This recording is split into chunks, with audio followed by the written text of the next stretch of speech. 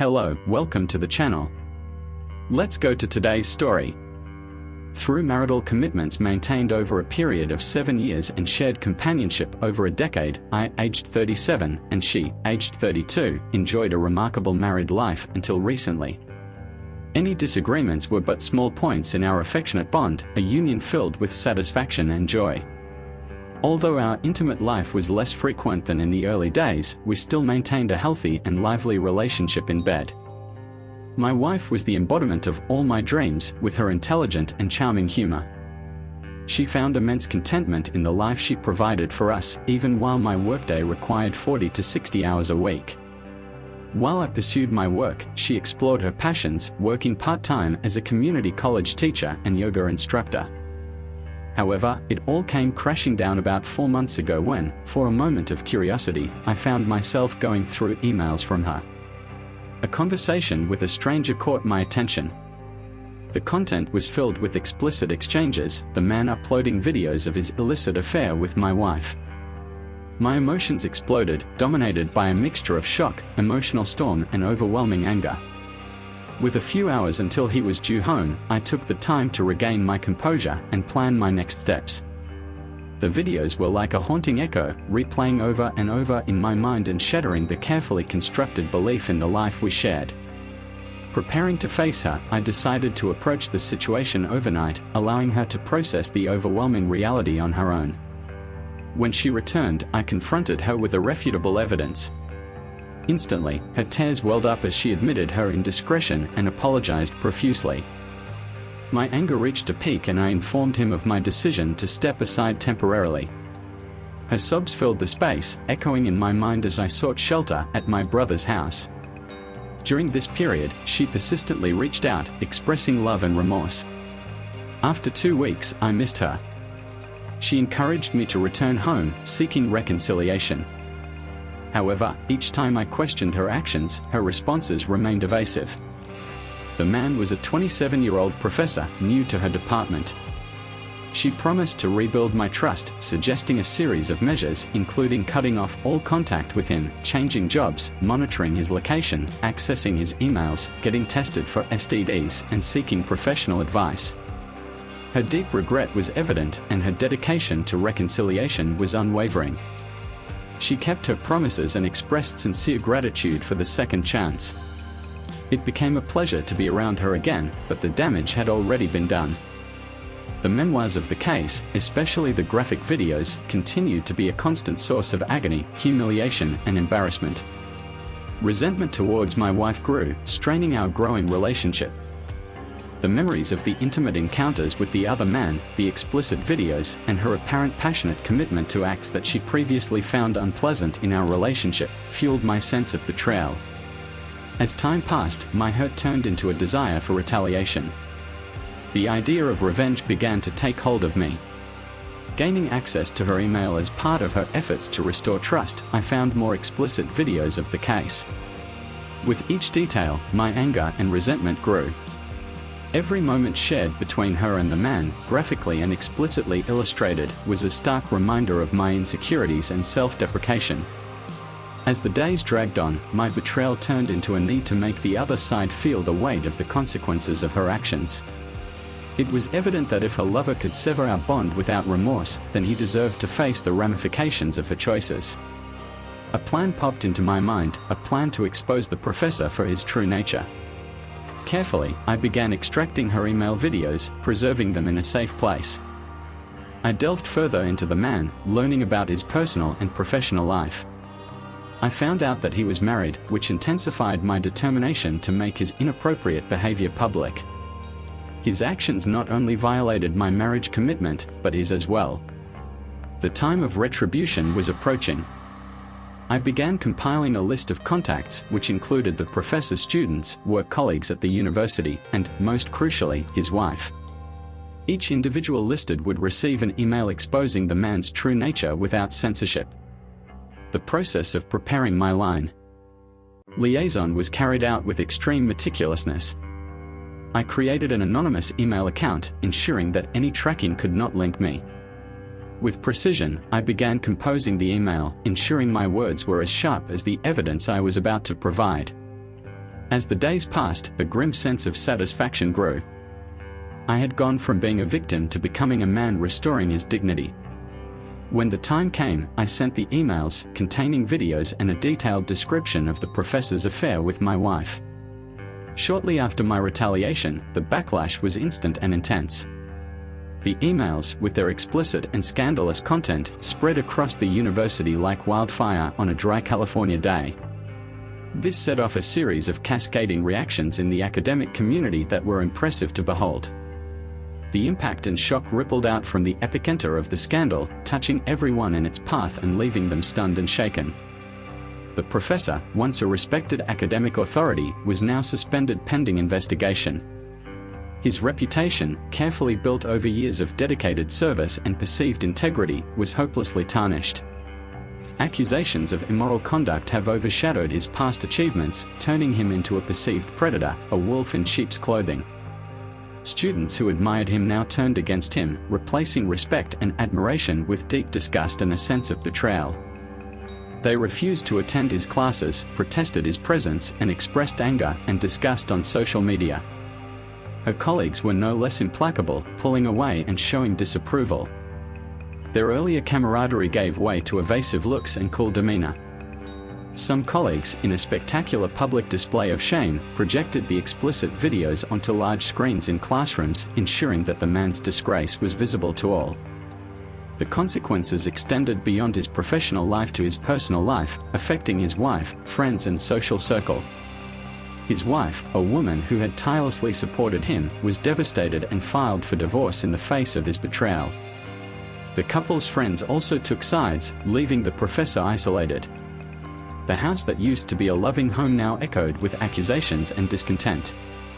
His actions not only ruined my marriage, but his as well.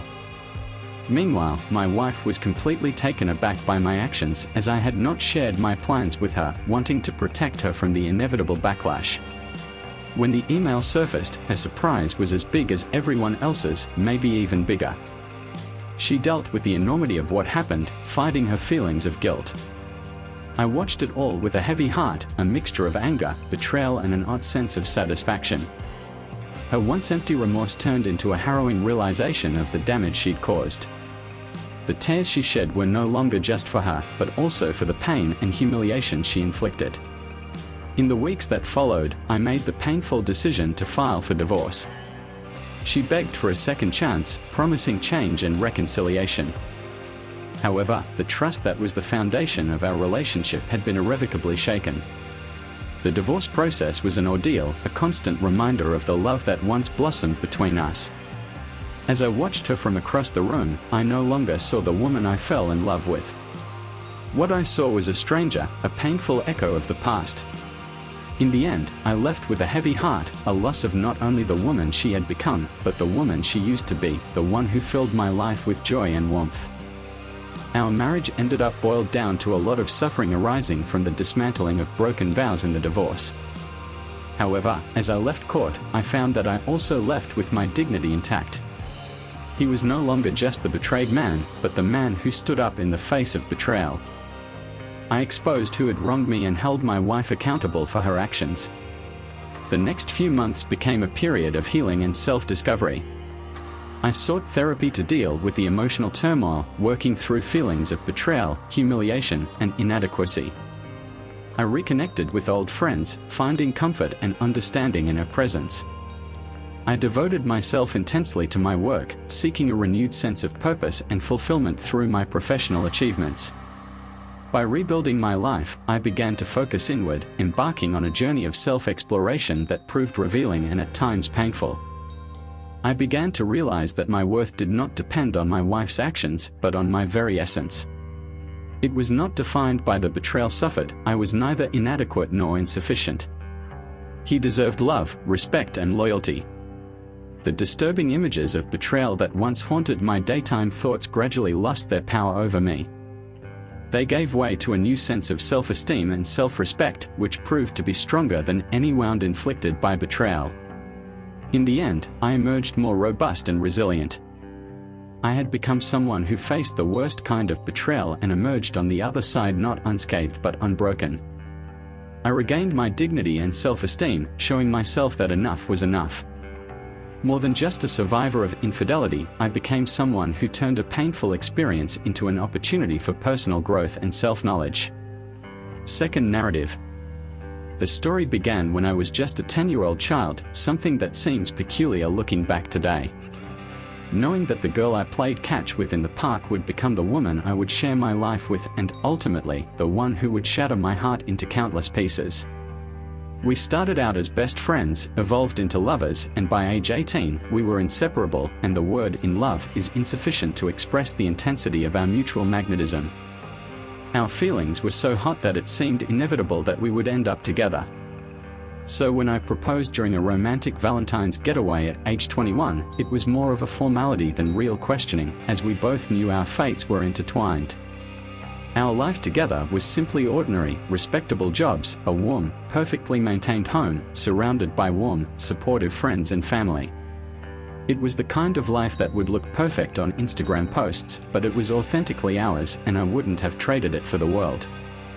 However, I soon discovered that this perfection was illusory. The first cracks in our seemingly flawless relationship came when I came across messages on your phone from a colleague. While there wasn't overt flirting, there was an undercurrent of something that sparked an alert inside me. The messages were suggestive, bordering on inappropriate, and that set off alarm bells in my mind. Fueled by an intense mixture of fear and anger, I confronted her, demanding that she cut off all contact with him. She blocked it out in front of my eyes, and I thought that would be the end. However, I was completely wrong. Quickly, a fateful Sunday night arrived. I co-owned a thriving business with my cousin, a venture we had built with hard work and dedication since our early 20s. The workload often called for intense nights, and on those occasions, I opted to sleep in the office. That night, I decided to work late and let my wife know by text during the day. She responded within minutes, expressing disappointment but understanding and reaffirming her love for me. Unbeknownst to me, the words he uttered were destined to surprise her. Returning home earlier than usual, as I entered our residence, a sense of dark foreboding came over me. The muffled voices from above echoed, filling my chest with a racing beat as I climbed the stairs, each step feeling a growing weight. And then, I witnessed the scene. My wife and the message man, intertwined in a frame of anger and betrayal. Anger and disappointment flooded through me, leading me to attack the man with a straight punch in his face before he could even articulate an apology. He left barefoot, humiliated, while my wife, in turn, was in a shambles of sobbing, begging forgiveness and apologies that fell on deaf ears. I didn't have the energy or desire to hear her words. Instead, I ordered her to pack her things and get out of my sight. After the confrontation, my phone was flooded with calls and messages from his friends and family, all of which were ignored. The only person I communicated with was her father, who was equally furious, but contrary to expectations, he stayed by my side. Despite this support, a deep sense of loss permeated my essence. The woman I had loved my whole life had thrown it all away. Our history built together now boiled down to a sordid adventure with a co-worker. The realization hit me like a blow, leaving me stunned by the reality of her infidelity. Our shared dreams crumbled like a sandcastle at high tide. She broke the sacred bond between us, and the love I once felt for her was now tainted with the bitterness of betrayal. As I watched her pack her belongings, her sobs reverberating through the walls that once housed our happiness, a deep resentment and searing pain settled in me. My heart was filled with the emptiness that remained after this love was undone. As she packed each item into a suitcase, it felt like a piece of our shared past was erased. The days that followed were a blur of meetings and paperwork. I hired an incisive yet compassionate divorce attorney who took care of everything from our shared assets to financial commitments and child support possibilities. Every conversation, every signed document was a constant reminder of the imminent end of our relationship. Although it was a difficult period, the thought of finally being legally free of her and the pain she caused drove me forward. Weeks later, when I began to see a semblance of peace, she returned to my door. Her face pale and her eyes wide with fear, she muttered that she might be pregnant. This news hit me like a huge weight, as the possibility of fathering her child triggered a wave of panic. I demanded a DNA test, refusing to accept paternity until I had incontrovertible proof. The prenatal paternity testing process turned out to be more complex than I anticipated, involving taking blood from her and the fetus to compare the DNA. The weeks were filled with anxiety, resentment, and a strange spark of hope. However, when the results finally came in, it was a crushing blow. The child was not mine. The truth about her pregnancy just added more layers of complication to an already painful situation. The man she had had an affair with was the child's biological father, and he was married himself, with his wife also pregnant. He made it clear that he had no intentions of leaving his wife for her. Watching her face the magnitude of her choices was a complex sight, stirring mixed feelings in me. Part of me felt a strange satisfaction in seeing the consequences of her actions, while another part felt sorry for her for having come to this point. As she left, pregnant with a child conceived from an extramarital affair, I felt a mixture of relief and bewilderment. It was as if the woman I once loved and lost became just a painful chapter in my life. Leaving behind the past and its dying memories, he embraced the freedom to start over. The path ahead was uncertain, but I knew I needed to move forward, leaving behind what had been. The future held possibilities, and despite the pain, I was ready to explore them. Rebuilding my life from the wreckage of a love that once meant everything to me. And so, we come to the end of this video. Don't forget to activate the notification bell. Leave your like and subscribe to the channel. Until the next video.